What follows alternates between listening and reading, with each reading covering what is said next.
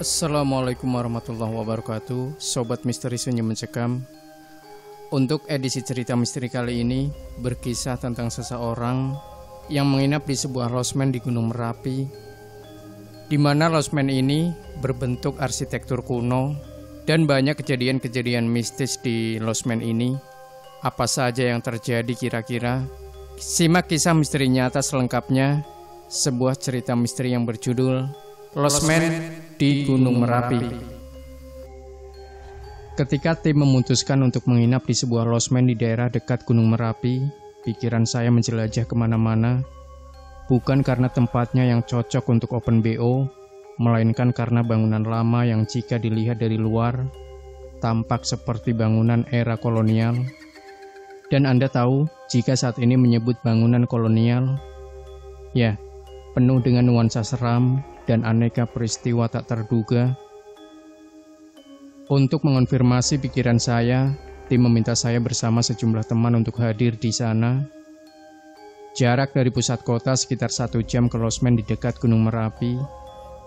Untuk mencapai ke sana, Anda bisa menggunakan transportasi pribadi atau menyewa jasa travel. Sampai di sana kami langsung mengecek bagian depan. Tidak terlihat bangunan kolonial sih, tetapi auranya terasa nggak enak. Mungkin lama tidak dikunjungi tamu, atau karena efek pandemi membuat area tampak kosong. Setelah di bagian depan, kami diminta menengok dan menelusuri lorong L. Mata saya awas, terutama kamar pertama di sebelah kiri. Tampak kusam dan memang sedang ada perbaikan. Kami melangkah pelan melewati 5 kamar dan tiba di pojokan. Yang sebelah kanan pojok nggak dipakai mas, ujar penjaga losmen. Saya tak bertanya dan begitu pula teman-teman saya. Kami hanya memanggut-manggut dan bergegas kembali ke bagian depan losmen yang dekat dengan Gunung Merapi. Selama kaki-kaki saya melangkah kembali ke depan, badan terasa panas. Padahal saya hanya memakai kaos dan udara cukup dingin. Aneh.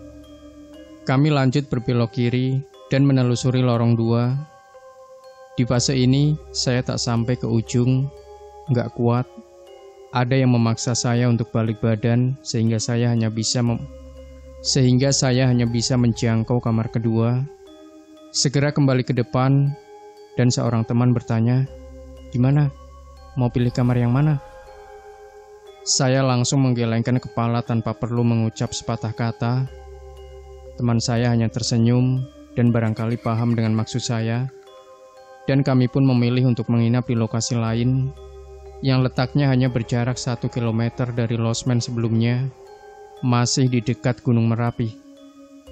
Tiba di sana, kami dipandu oleh pemilik losmen di dekat Gunung Merapi itu untuk menaruh perlengkapan di lantai 2. Kasur berjejer di lantai, 2 ditaruh secara horizontal, 3 vertikal.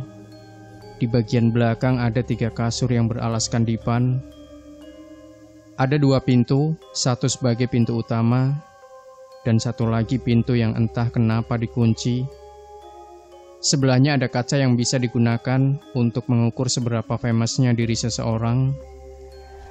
Saya tidak ada perasaan takut atau khawatir di ruangan ini, meskipun di sini lebih gelap dibandingkan dengan losmen tadi. Namun, perasaan saya keliru.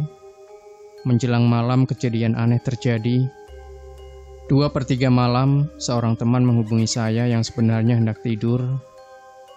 Dia bilang kalau dirinya ketakutan dan ingin pindah.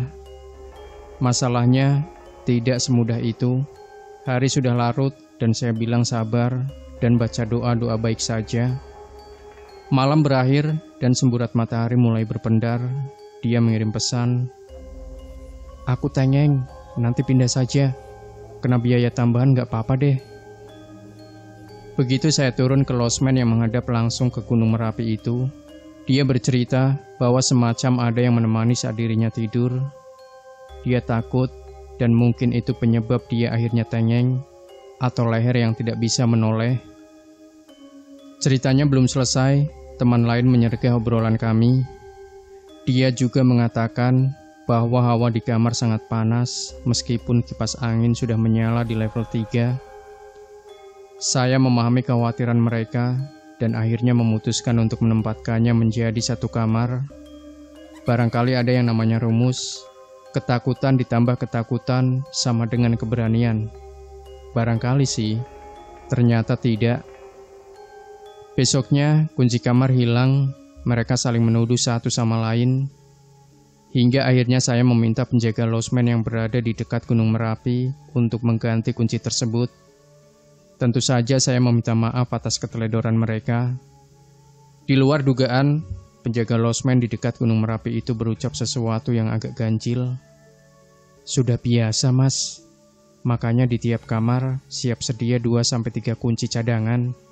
Makanya di tiap kamar siap sedia 2-3 kunci cadangan. Kata sudah biasa mengandung makna lain dugaan saya. Namun saya tak bertanya kenapa dan lebih memilih berterima kasih untuk kemudian memberikan kepada teman-teman saya. Saya hanya bisa berujar bahwa harap kunci dijaga baik-baik dan jangan sampai hilang. Nyatanya esok lusa kunci hilang lagi.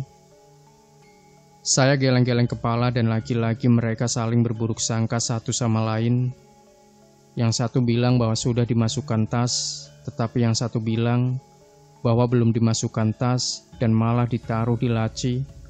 Entah siapa yang benar. Kemudian saya meminta kunci lagi kepada penjaga losmen. Nah, benar kan Mas? Enggak apa-apa. Itu sudah menjadi risiko untuk menjaga losmen ini. Kata risiko mengandung makna lain saya kira. Namun lagi-lagi saya tak mau tahu dan lebih memilih memberikan kepada mereka sambil mengancam bahwa jika hilang lagi, saya minta mereka tidur di wartel. Masalah kunci akhirnya aman, tetapi giliran penjaga Happy yang menyatroni kami. Saya tidak merasa khawatir ketika malam tiba dan tidur di Happy. Orangnya banyak, dan kalau ketakutan ya sama-sama ketakutan. Lagi pula saya lebih takut apabila tidak bisa bangun, bukan karena ketindihan, melainkan alarm di ponsel tidak mampu membangunkan saya. Namun bukan alarm, bukan pula ketindihan yang membuat saya khawatir, melainkan kedua teman saya yang berteriak dan sumpah serapah mengalir di depan kaca. Ya, di depan kaca. Seorang teman perempuan menjerit cukup keras hingga membuat kami kaget. Dia bilang bahwa saat dirinya bercermin, ada sosok pendek dan berambut panjang menjuntai ke lantai di belakangnya. Padahal waktu baru menunjukkan pukul 19:30. Tapi suasana di lembah Gunung Merapi itu sudah gelap dan pekat. Gendeng, kok ya kalian betah di sini? Kalau aku ya minggat. Saya mengamati raut mukanya dan memang benar-benar ketakutan. Lalu saya mencoba merasakan aura dan ternyata memang ada. Saya nggak bisa melihat dengan jelas, hanya sebatas warna. Dan yang saya lihat warna biru dongker. Emang kamu bisa melihat? Tanya teman saya yang memang punya keahlian soal begitu. Dia merambat lari ke pojokan. Teman saya mengiyakan dan tertawa. Dan anehnya, selama kami menginap di losmen di Gunung Merapi sekitar 4 hari, dia tidur di pojok dengan menaruh selimut di lantai untuk alas tidur. Dia pun tidak merasakan apa-apa. Di saat yang bersamaan, seorang teman lari tergopoh-gopoh, kemudian memberi kabar bahwa dia diperlihatkan sesuatu. Dia hanya melihat sepintas tubuh yang seluruhnya berbulu tebal. Peristiwa ini terjadi di kamar mandi, yang padahal menurut saya sangat nyaman dan bikin betah. Kedua teman tersebut kemudian segera meminta pamit dan ingin bergegas pindah area yang lebih nyaman dan aman. Kami pun mengiyakan saja. Menjelang saya tidur, seorang teman yang kebetulan menginap dengan kami bercerita bahwa saat menuju ke Happy, dia juga diperlihatkan sosok lelaki yang berdiri mematung sembari tangannya menunjuk ke arah barat. Dia yang membawa mobil langsung tancap gas meskipun jalanan sempit. Besok kalau kesini lagi pas malam, aku tak ngajak kamu aja. Kalau sendirian gak berani. Dan iya, waktu acara kami selesai, kami makan besar di dekat Gunung Merapi sambil melewati jalanan sempit itu. Saat berangkat, kami tak merasakan apa-apa. Namun saat pulang, ketika seorang teman yang aneh menurut saya meminta lokasi tempat ketika ada lelaki itu, saya hanya berkata, Tenang, kita bertujuh kan? Habis ini, sebelum tiba di Happy, pasti menjadi 8. Mendadak suasana menjadi hening dan tidak ada yang mau menoleh kemanapun, termasuk lelaki itu. Demikian Sobat Misteri Sunyi Mencekam, jangan lupa tinggalkan komentar Anda, like, share video ini, subscribe channel Sunyi Mencekam, dan kembali nantikan cerita-cerita misteri terbaru dari kami. Wassalamualaikum warahmatullahi wabarakatuh.